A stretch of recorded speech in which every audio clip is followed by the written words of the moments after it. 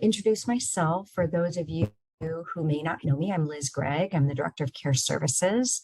I'm a clinical social worker. And I've had a 30-year career.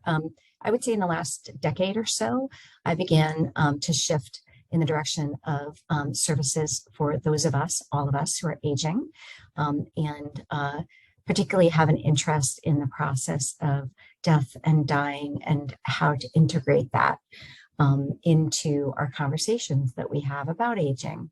So in terms of death doulas, sort of how do we get to even talking about them? Some people have heard of them, some have not, but in truth, death doulas it's not a new idea.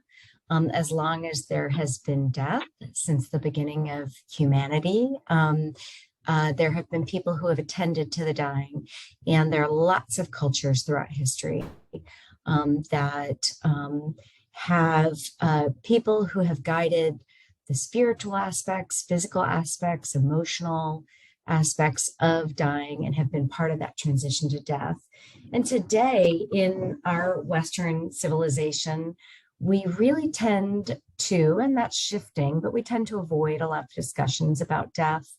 Interventions are always geared toward life in medical settings. And so that kind of support has been increasingly rare. But we do know that people want to talk with loved ones about their end of life. You can see here the statistics from the Conversation Project, which is a great website that you all may want to make use of.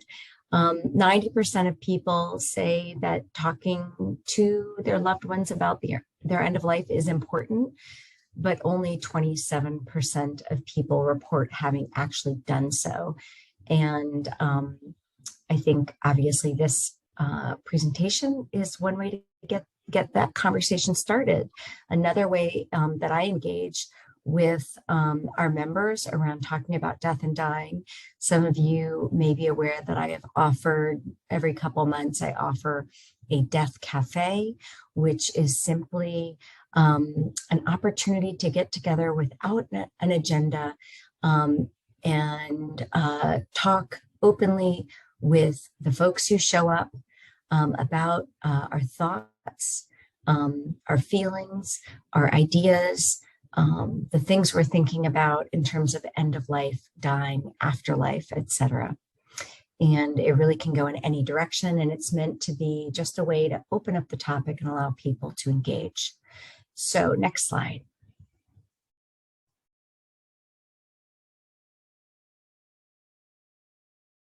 So why am I the person who's having this conversation with you?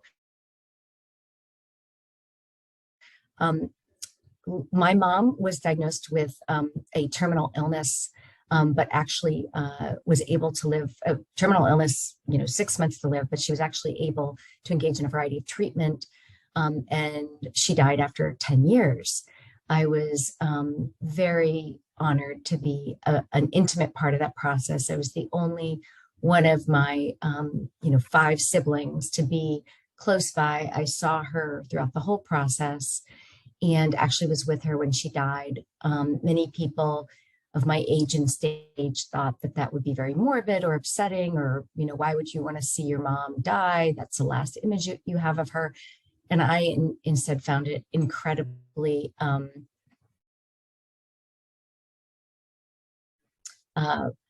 heartwarming, frankly. I thought it was very life affirming for me to have a sense of the process and to be there with her as she died. I had that role again when my dad died. He had just turned 90. He had a really challenging process of aging in the last year of his life, going back and forth to the hospital. Again, the medical setting was 100% geared toward, let's stop the infection, let's improve his health, let's rehab him. And he was able to make a brave decision in the last few months of his life that he did not want any further treatment. And so he did die of an infection that could have been prevented by a trip to the hospital with IV antibiotics. And again, I was with him when he died, and I I felt very honored to be with him, have conversations with him, right as in the hours before he died, and before he fell asleep, and finally his heart stopped. And then I worked at a program for a number of years that was funded through the Department of Aging and Community Living, which funded services for those aging in place. And I found that in my work, I had to initiate really hard conversations with loved ones, family members of those who are aging, about the fact that probably the improvements that the program could offer would not actually serve a good purpose, and that the resources were better saved and geared toward increasing the quality of life for their loved one in the time they had remaining. And I didn't have any preparation to have those conversations because we thought that our program was going to be dealing with folks who were aging but were essentially well, just needed some increased support. And there were times when I had to tell family members, we can do all the modifications and all the work and intervention, but the truth is that your loved one is in the early stages of dying. And I felt that that was an honorable task. And more often than not, there was some sense from the loved ones. They understood, they just hadn't been able to form the words. And so that was very meaningful to me. And I really I came to value providing opportunities for all kinds of people, the education, service, the companionship to individuals and families as loved ones were journeying toward death. And I have brought that into my work at the Capitol Hill Village, understanding that we're all only one day closer to dying. And so talking about our end of life wishes and death makes sense for each and every one of us. And I do fundamentally believe that everyone deserves a good death, and that families and loved ones deserve proper closure, which is probably only available fully when those conversations take place. Next slide.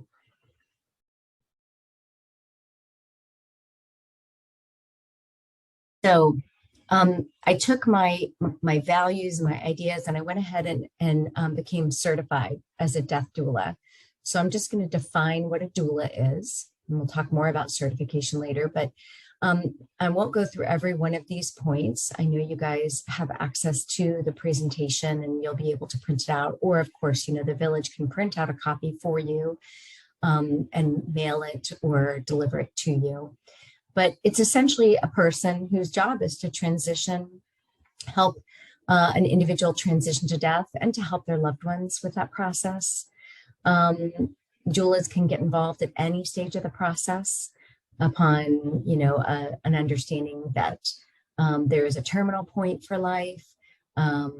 Later on, as the person is actively beginning the point of dying, when the body is breaking down, so that active dying process, or even after death when loved ones are struggling. So it can be at any stage of the death process. And doulas use their listening skills and engage a lot of stories with the family and the dying person, stories of their way we make sense of our lives.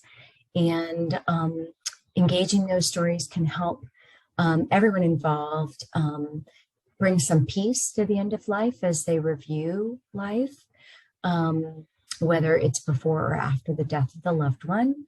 And then doulas also very much honor the person who they have been in their life, and what is the purpose that they have in the world up until their final breath and even afterward. And so just holding space for those kinds of conversations and offering actual assistance to everyone involved to make it the best death possible. So the whole process is geared toward bringing greater meaning and comfort to what is, of course, an extremely challenging process. Next slide. So sometimes people say, what is that word doula? Some people have heard about it in reference to the birth process, birth doulas. And really, when you hear the word doula, most people assume it's a birth doula because that has become increasingly in the public eye. But doula is a Greek word, and it was usually referred to a woman.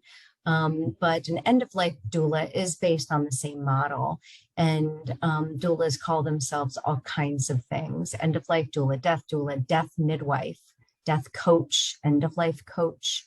There's really no difference. We're all doing the same thing, which is providing a pathway toward understanding, talking, and connecting through end-of-life issues, death, and beyond. Next slide. So doulas can actually serve in so many different ways. I'll give examples. Obviously, one of the things that people find when a loved one is ill is people say, I hope they feel better. I hope they recover. And there are times when recovery is just not possible. So providing an open opportunity to talk about death and say the words out loud, this person is dying. They are probably going to meet the end of their days. And, there can be estimates based on medical providers. An open conversation about what is it that the family remembers about this individual? What is it the dying person wants as their legacy? Doulas can be a very big presence at the bedside, helping mediate conversations, helping bring out aspects of things that the dying person wants to talk about, but that family members might find too painful. Also, easily doulas help develop a space that reflects what the dying person wants, where they want to look, what kinds of things they want to have around them, what kinds of people they do or don't want to see. There may be traditional kinds of rituals or new rituals that the dying person or family members want honored, making those happen, encouraging touch and physical warmth toward the person who's dying in a way that is acceptable to the dying person, and in a way that's accessible and not frightening for people who are surrounding the dying person. And simply providing respite, physical and practical care, can be something invaluable to family members who might find it too painful or upsetting to manage some of those tasks. Next slide.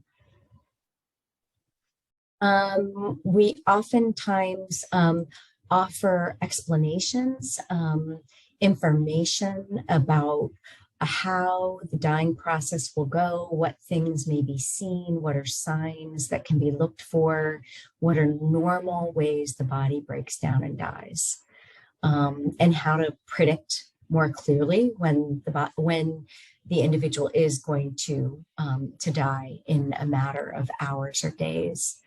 Obviously, a major part of what we do is just talking about the emotional experience and allowing each person to have their own opportunity to share it, whether in conjunction with another or not. We do provide support for any spiritual practices that would comfort the gathered folks. And at the time of death, we can provide practical support around some of the tasks that need to occur, and of course, help both predict but also guide folks around those early stages of grieving. Next.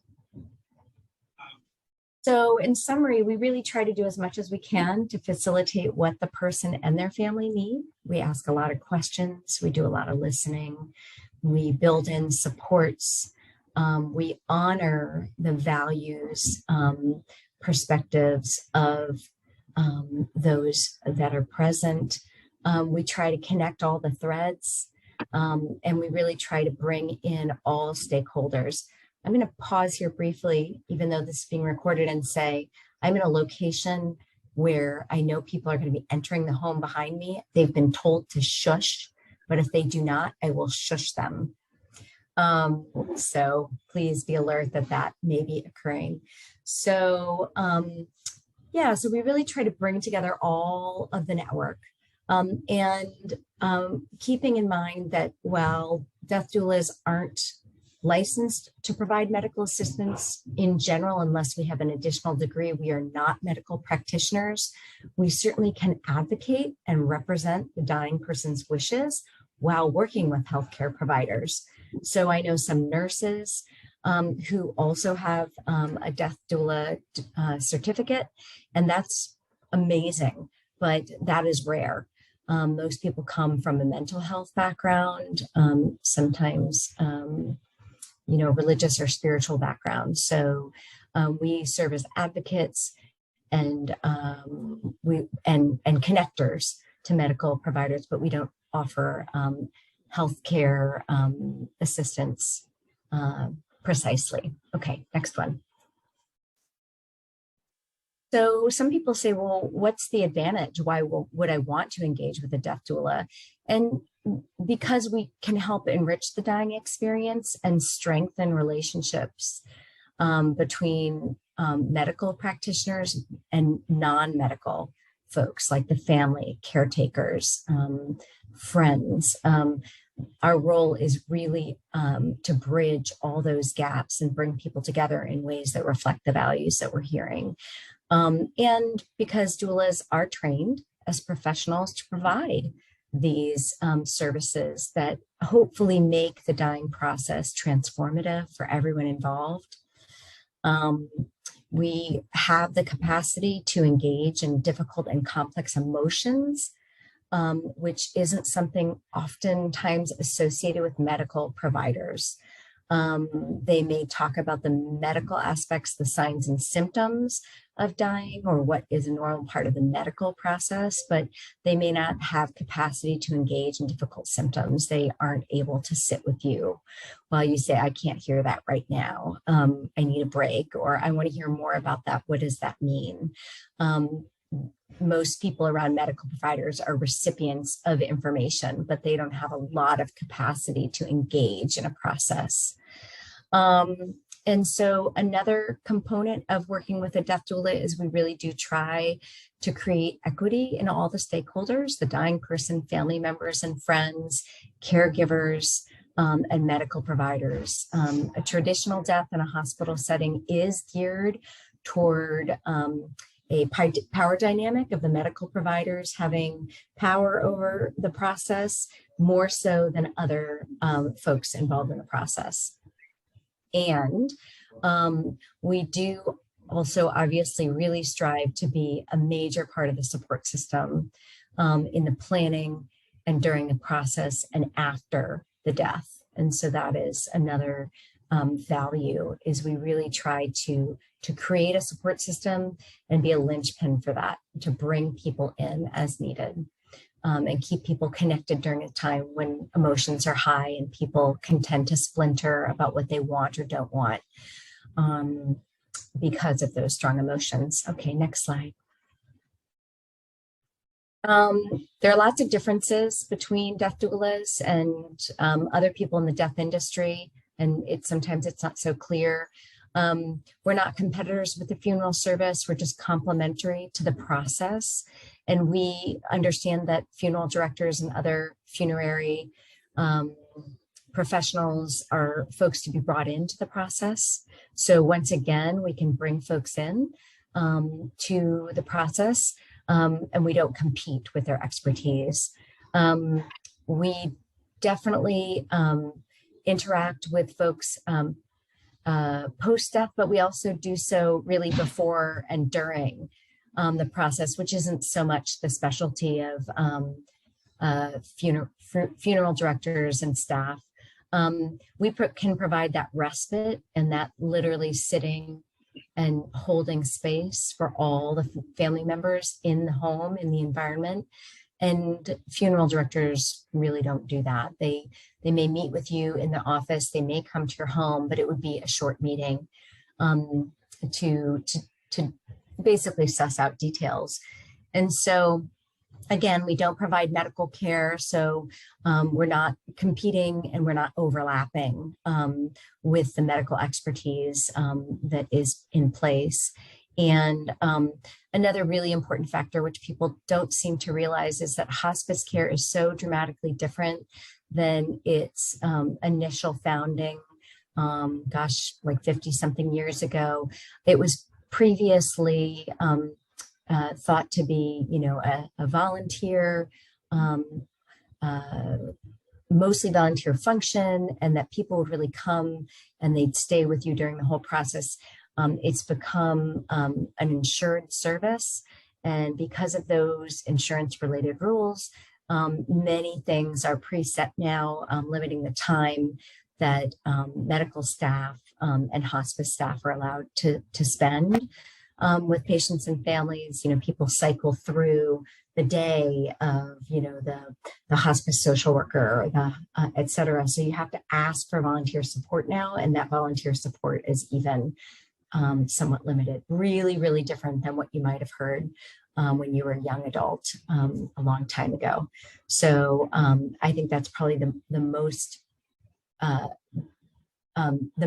difficult thing that people experience when they engage with hospice is if you don't have an aide or a family member or friend with you at all times, you don't have anyone with you at all times in hospice. You would be alone.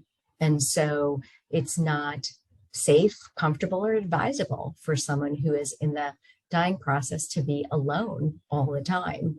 And that's what would happen if you simply engaged hospice. And you'd have a lot of time alone. Okay, next slide. Okay, so we add value. Again, I mean, don't need to go through all these, but it's unusual for funeral directors to engage in advanced care, healthcare planning, to do practical training with family caregivers or other caregivers. We definitely can help with planning and arranging funeral memorial services. We dovetail with hospice to provide, and family and friends to provide companionship to patients. We offer grief support as an outsider, so that while we may also be grieving the loss of someone we've come to know and value, we are one step back as a professional, so that those family members and friends remaining get our support. So we really add value to the whole process and offer some distinctive, but some add-on additional care. Next slide. Next slide, thanks. Okay, so I think we've gone through some of these. We do really excel at advocating for those who are dying, and that again is not really something you're going to find amongst hospice. They have a team and they may have an idea, and the dying person or family members may just not have the strength or wherewithal to advocate for changes. And having someone outside of that process, like a doula or a friend who comes in and says, okay, this is not working, let's figure out, or how to bring people together, all those stakeholders together. What is it that needs to happen now? What would be most helpful? How is that different from what you're getting? So the medical piece being a small component, we help pull in all different sources of information, really bring forward the perspective of the folks who are dying, and bring that forward into the process. Okay, next slide. So finally, I love this small visual, which talks about, and this was one, I hope the source, yes, the source is on there. I really liked this visual because it talks about how the end-of-life doula can be at the center of a network of people that would not be held together in another way unless a family member or friend stepped into that. And it sort of allows one person to make sure to bring in the voices of all those folks and then center the needs of the dying and their family members. Okay, I think that's our last one, right, Ari? Oh, okay. So I do want to let people know that there are going to be increased opportunities for doulas to collaborate because there is a newly established end-of-life doula council as part of the National Hospice and Palliative Care Organization, and professional end-of-life doula credentialing programs are talking about how hospices could benefit to hire doulas to complete the hospice team. So as a way to fill in the gaps in the care and allow for the best experience. So you may be seeing more from doulas other than just private pay doulas. That's a good thing. Okay, next slide. That was the last slide. Great. I figured it was, but I was wrong on the last one. So I figured I better ask. So there is no federally mandated certification at this point, like the way there is to become a medical doctor or a social worker. And so you should be aware that death doulas are currently an unregulated industry. And there are a lot of private organizations that offer education or certification programs. And you really do want to look with one that is nationally known and has a very thorough credentialing process. And there are 4 main competencies, which again, I won't go through those bullet points, but you can see why those would be so important. Next slide.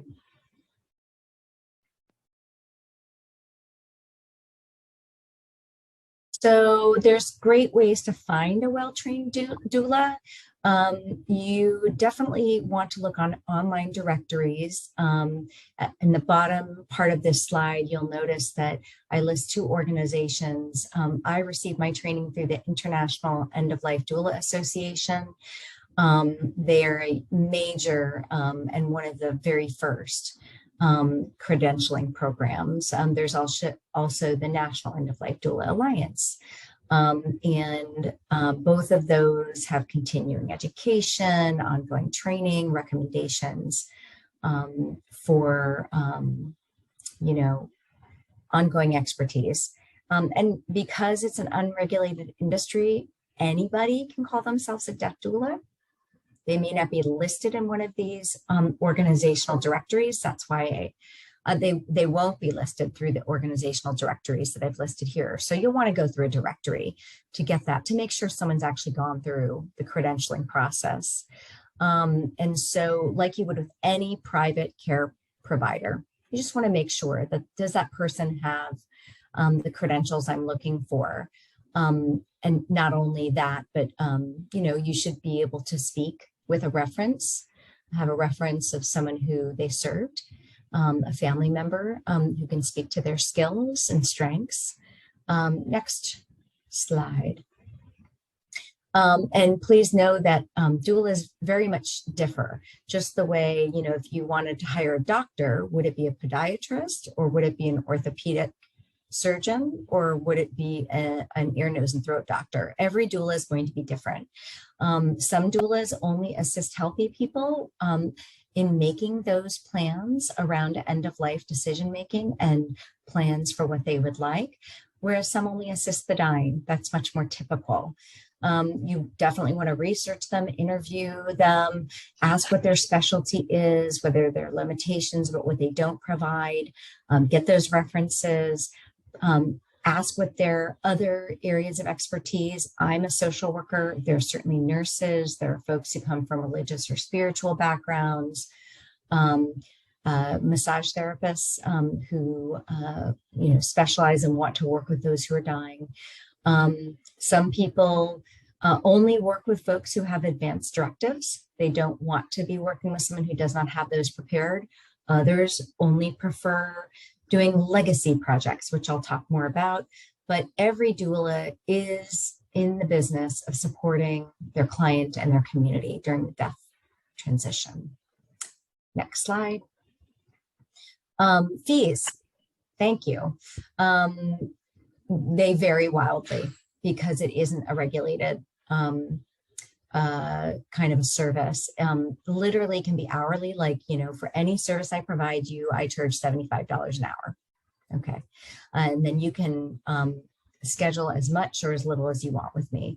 There can be per day rates because some people prefer to work over the span of like longer days. Like, why don't I come in when family members are there and we're going to have a meeting, and then I'm going to meet individually with family members individually, etc. There can be packages that's much more typical, and I'll give examples of that in a moment. And then there can be flat fees. I've heard of folks who, if you have a terminal diagnosis and are expected to die in the next 6 months, I will offer my services for a flat fee of X thousand dollars. And the variations can be accounted for by any additional professional degrees they have, how much experience they have in the field. Geographical area can make a huge difference, and what kinds of services are being provided. Next slide. Here are examples. I went to the websites for a couple DC area doulas and found that most people offer a free consultation and require an initial free consultation, somewhere less than an hour, and they want to discuss what you want and need and see whether you can collaborate. After that, there are increasing numbers of meetings that are offered. If you just want to develop advanced directives and develop a personalized plan around your wishes, that can be, 2 meetings, about $300 in the DC area. Longer, more pronounced guidance would be around how the death vigil plan would go, writing it up. So that means, like, in those days or hours before death, what will it look like? How will it be? Who will be there? What do you want to have happening in the background? What do you not want? And in some cases, I noticed that every visit will be concluded in a certain way. When the death is imminent, the doula will initiate the vigil plan. They'll be responsible for that. And just allowing those around and with the dying individual to feel more brought into that process as a really known, credible process. And that could be about, somewhere around $1,000. Next slide. And in addition to all that prior work, the legacy work can be something that started while the person is well enough to engage. And a legacy project is really a memorial designed to be left behind for loved ones to connect to after the individual dies, to carry memories into the future, and to explore during the process of that, creating that legacy project, exploring what the dying person's life was. And I'll give you examples. It can be as simple as organizing photographs. It can be making a scrapbook. It can be creating a directory for all your vinyl albums. It can be organizing, anecdotes that you shared with family members, writing a directory or a list of funny anecdotes. So it really can be anything. Artists sometimes want to leave all of their work cataloged for others to enjoy. So, all right, next. And I really want to stop. I'm not going to go over this. I think we've talked about some of the advantages of hiring a death doula, or why you should consider them. So the next slide.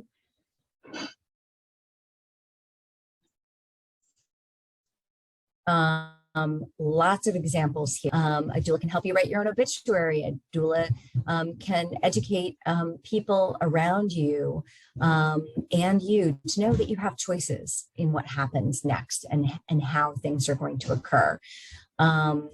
the doula can provide practical support around the funeral service and business of, having the body taken away. So next slide. So that's the end of my presentation, and I welcome questions, concerns, and feedback. So you can stop the recording.